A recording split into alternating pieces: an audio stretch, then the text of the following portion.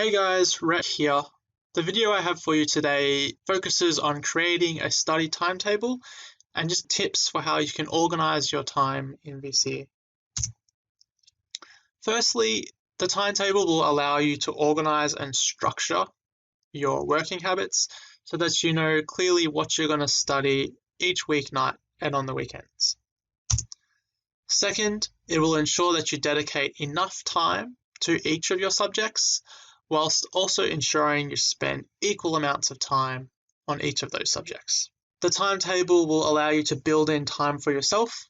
You might have a part-time job or play some kind of team sports or, love to go hiking. Whatever it is, it will allow you to make time for those important things. The timetable will help you manage stress, structuring your time so that you feel more in control. And finally, overall, you should see your grades improve as you feel more confident in SACs, tests, and exams.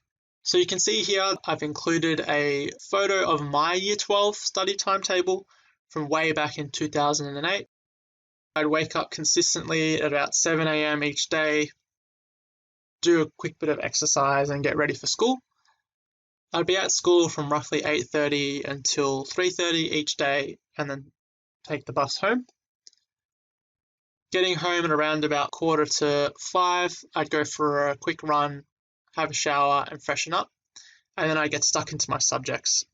So you'll see here that I spent 45 minutes on each of my subjects each night, stopping for dinner at around about 7:45, and then finishing off the evening with a bit of guitar practice, and then bed at around 10.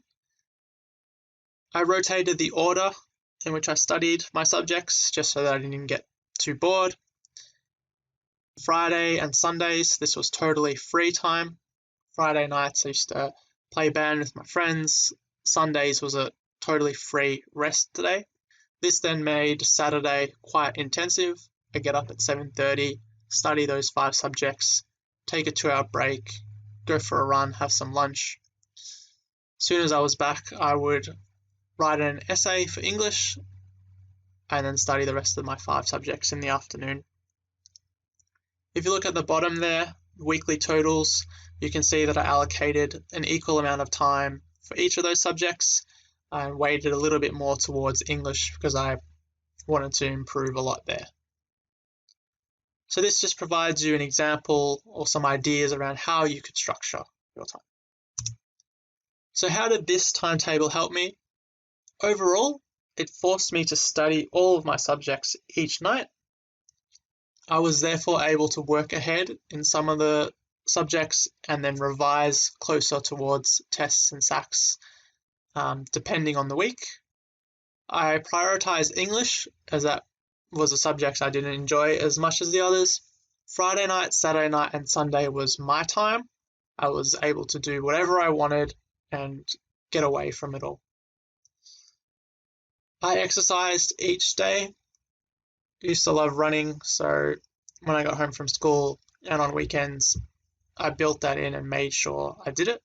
Overall, while it was a bit robotic, it allowed me to stay in control.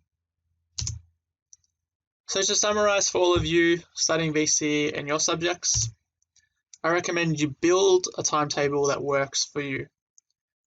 As I said before, if you've got a part-time job or you're volunteering or you've got some kind of team sports, build that in and work around it accordingly.